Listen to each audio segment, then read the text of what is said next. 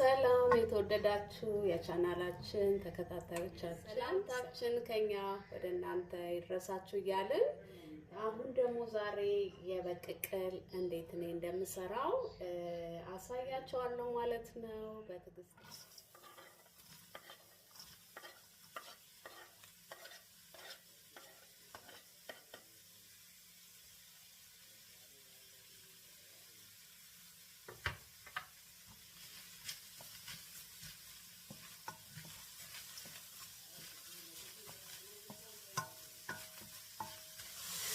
ሽንኩርቱን ትንሽ ውሃው እንዲለቅ ካረኩ በኋላ ዘይት ትንሽ ጨምራለሁ። ዘይት አላበዛም፣ ምክንያቱም ሆድን ራሱ የበግ ስጋ ፋት አለውና ቅባት እንዳይበዛብን። መጨረሻም ላይ ደግሞ ትንሽ ቅቤ ስለምንጠቀም ዘይቱን በትንሹ ነው የምናደርገው ማለት ነው።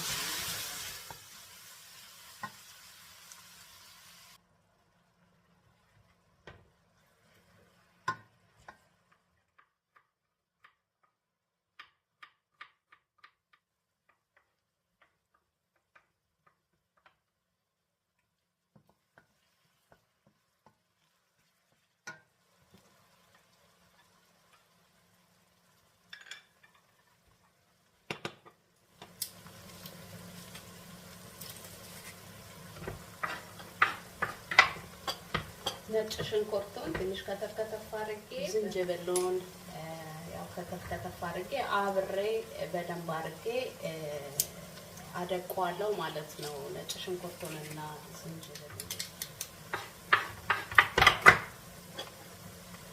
እዚህ ጋር እርድ አለኝ፣ እርድ ጨምራለሁ።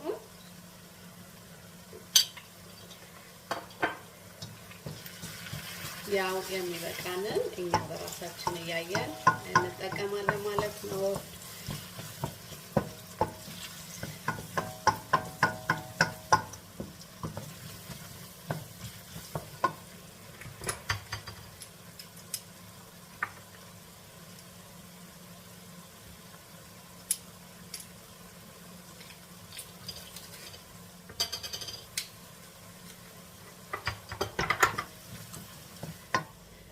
እንደምታዩት ዝንጅብልና ነጭ ሽንኩርት በደንብ አድርጌ ደቅቄ እከታለሁ ማለት ነው።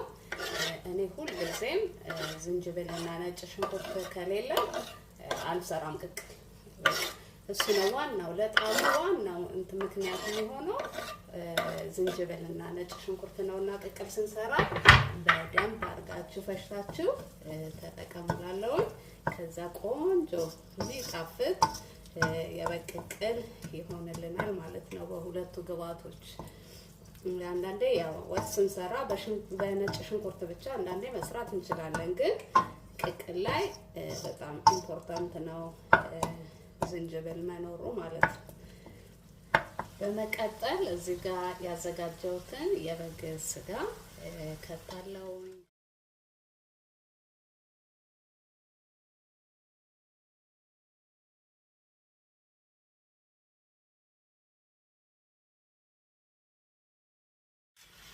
እንደምታዩት አብሬ ከሽንኩርቱ ጋር በደንብ አጥዋለሁ።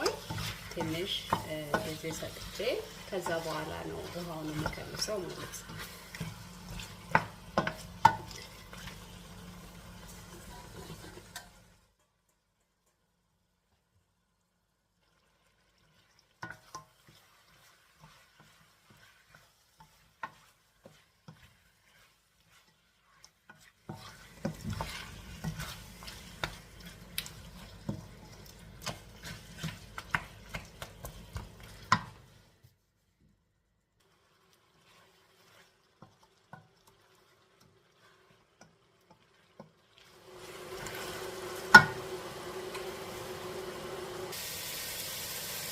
ቤተሰቦች አሁን እንደምታዩት ሙቅ ውሃ አዘጋጅቼ የከለስኩ ነው። ስጋውን ያበስለዋል ብዬ የምገምተውን ያህል ውሃ ጨምራለሁ። እንደገና ደግሞ እንደ መረቅ ሆኖ ለመፈትፈትም እንዲበቃል ትንሽ ውሃውን ስንተከተክም ስለሚያጠር ውሃውን በዛ አድርጌ እሷለሁ ማለት ነው።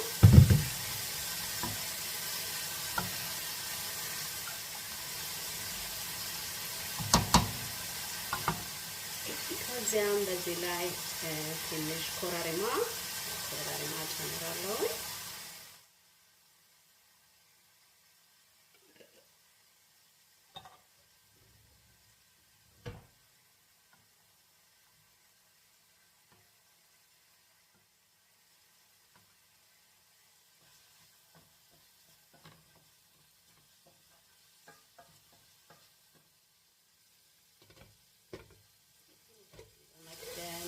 እንዳይገነፍልብኝ ሙሉ ለሙሉ አልከድነውም፣ አንተከትከዋለሁ ማለት ነው።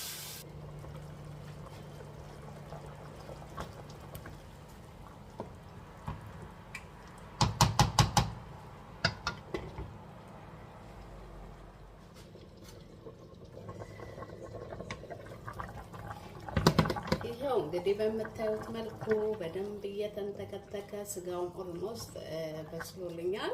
አሁን ትንሽዬ መከለሻ ቅመም አለኝ፣ ትንሽ ጨምርና ከዛም ጨው ጨምራለሁኝ። የሚበቃውን ያህል እየቀመስን ራሳችን መጠኑን እናስተካክላለን ማለት ነው። እዚህ ጋር ጨውን ቀምሳለሁኝ። ትንሽ ያስፈልገኛል እና ሀሳባችሁን በኮሜንት ላይ ጻፉልኝ። ትንሽ አንተክትኬ አሁን ቃሪያና ቅቤ ይቀረኛል። ተመልሼ እመጣለሁኝ።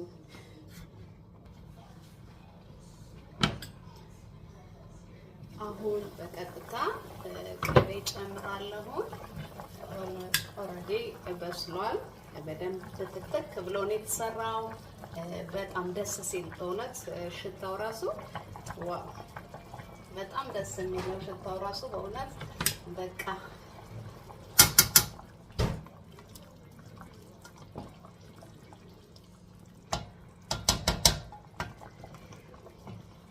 ከዛም አብሮ ትንሽ 1-3 ደቂቃ ያህል እንዲንተከተክተዋለሁ ማለት ነው ከቅቤው ጋር።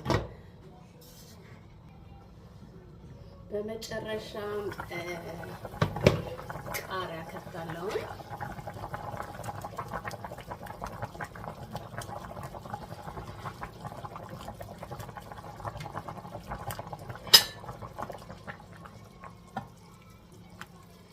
እንደዚህ አድርጌ እሳቱን አዘጋለሁ። ጨርሻለሁ።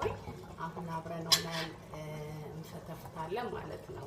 የበግ ቅቅል ፍትፍት ያ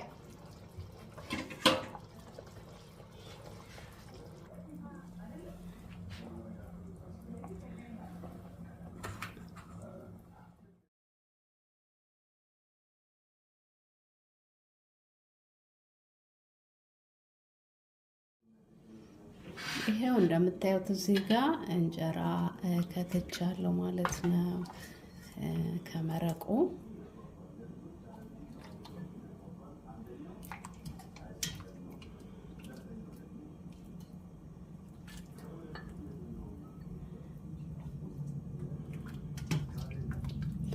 እንጀራ የመምጠጥ ባህሪ ስላለው ትንሽ መረቁን በዛ አድርጌ ከተፍታለሁ ማለት ነው። ቤተሰቦች ሁላችሁም እንግዲህ የሰራችሁ ተጠቀሙ።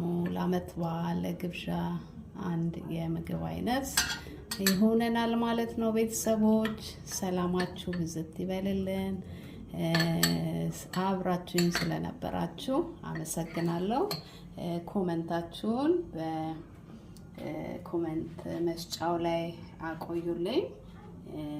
ሰላም